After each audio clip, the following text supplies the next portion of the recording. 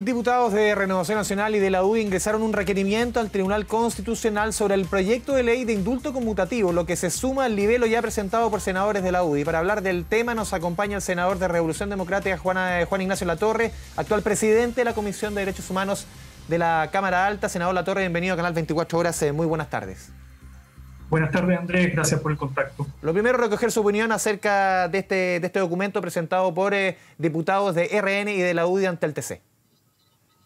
Yo creo que es una mala señal porque ese requerimiento lo único que hace es trabar el proyecto ya aprobado tanto en el Senado como en la Cámara de Diputados en el Tribunal Constitucional, que muchos consideramos a veces opera como una tercera Cámara Legislativa, es decir, cuando la derecha pierde democráticamente en el Congreso o un sector de la derecha que no le gusta un proyecto de ley, va al TC, entrampa la legislación y muchas veces sale ganando ahí, aprobando algún artículo que ellos quieren aprobar. Por ejemplo, en este caso, el incluir en este beneficio carcelario a los violadores de derechos humanos. Si esto es así, podría tardar, algunos dicen, entre 2 semanas a 1 mes la implementación del indulto. Y como ha dicho el director del INDH, Sergio Mico, la situación en las cárceles hoy día, en las cárceles donde están los presos comunes, es una bomba de tiempo, por el nivel de contagio, por el nivel de hacinamiento, por el nivel de condiciones infrahumanas en las que se encuentran ellos, también los trabajadores, los gendarmes. El nivel de expansión del coronavirus puede ser muy, muy rápido y muy peligroso. Por lo tanto, urge. Ahí sí que hay un proyecto humanitario, ético, que implementar muy rápido y lamentablemente con este nuevo requerimiento de la derecha, esto se puede trabar y demorar más tiempo del necesario. 2 semanas, senador, que pueden ser claves en esta situación, e incluso coincide también con el punto que ha puesto el Ministerio de Salud como los días en que se puede llegar a un pic. Hemos visto la cantidad de casos que han salido no solamente funcionarios de Gendarmería, también los mismos presos en Puente Alto y en otros recintos. Estas 2 semanas pueden ser claves. Puede ser leído, y lo he escuchado de parte de otros parlamentarios también de oposición, que puede ser una suerte de chantaje. Yo creo que ellos nunca toleraron, nunca aceptaron que este proyecto de ley, este indulto, en el fondo excluyera a los violadores de derechos humanos. Yo creo que ellos, ese sector de la derecha que viene reclamando hace muchísimo tiempo en una agenda muy antigua de generar beneficios carcelarios a las personas que están en Puente Tapeuco o en Colina 2, personas condenadas por delitos de lesa humanidad, ellos lo único que les interesa es generar algún tipo de beneficios ahí. Sin embargo, el gobierno, yo en esto reconocer la labor del ministro de Justicia, Hernán Larraín, el gobierno incluyó otros delitos graves, por ejemplo, violencia intrafamiliar, ley de armas, delitos graves, ley de drogas también. Entonces, no solo se excluye a los violadores de derechos humanos, que en eso nosotros medimos una indicación ahí en el Senado, sino que también otros delitos graves. A mí me parecería una mala señal el darle la libertad, o en el fondo la prisión domiciliaria, en el fondo el arresto domiciliario a esas personas.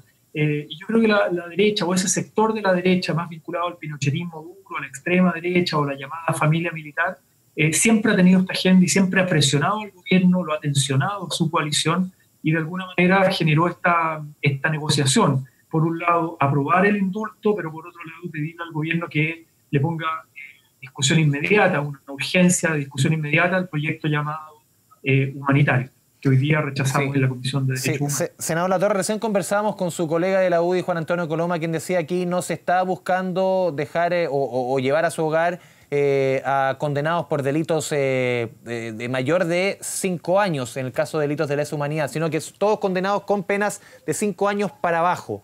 ¿Es un argumento válido?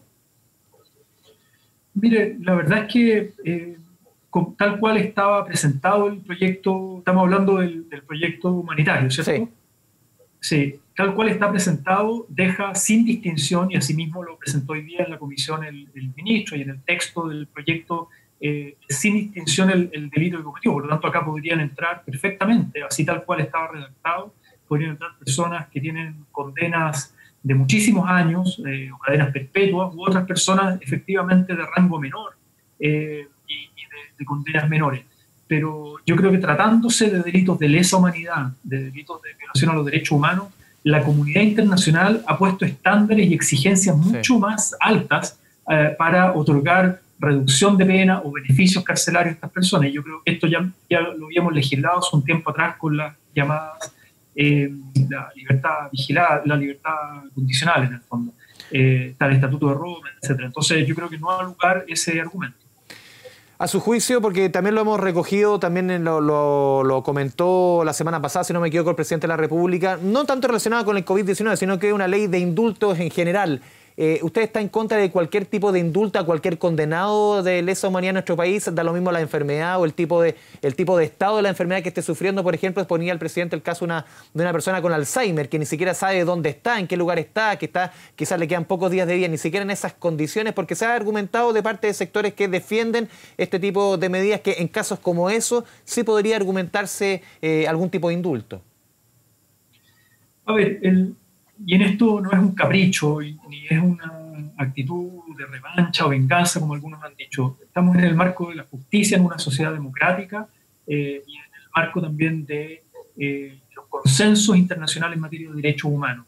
Y como le decía anteriormente, las exigencias para rebajar pena o para dar algún tipo de beneficio a los criminales de lesa humanidad son mucho más altos. Por ejemplo, colaborar con la justicia, mostrar un arrepentimiento genuino frente a la sociedad y colaborar con la justicia. Muchas de estas personas han tenido o han sido parte de pactos de silencio que no se han atrevido a romper para colaborar, por ejemplo, con los cerca de 1000 detenidos desaparecidos que sus familiares todavía no saben dónde está o qué pasó con ellos.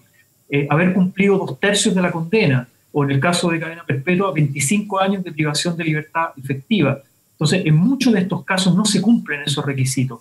Y por otro lado, yo sí considero que son personas que obviamente tienen dignidad y se les deben respetar los derechos, y la sociedad chilena ya está siendo muy considerada con ellos al tenerlo en cárceles de privilegio, en cárceles con estándares mucho más altos que los presos comunes, como es Punta Peuco, por ejemplo. Entonces, si una persona entra en una demencia, en un Alzheimer o en un cáncer terminal, una enfermedad grave, obviamente tiene todo el derecho a ser atendido adecuadamente desde el punto de vista sanitario, desde el punto de vista de la salud mental, desde el punto de vista reglamentario se pueden hacer aún más flexibilizaciones de las que ya tienen para el apoyo y el acompañamiento de sus familias.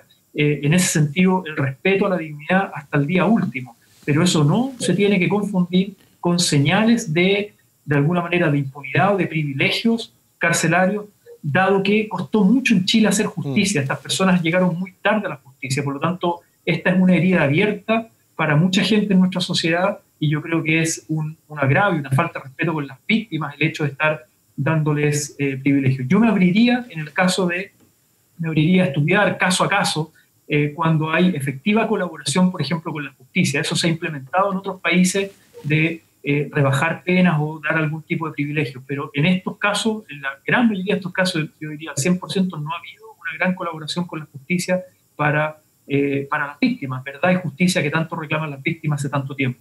Senador Latorre, muchas gracias por esta conversación con Canal 24 Horas. Muy buenas tardes. Muchas gracias, Andrés. Buenas tardes.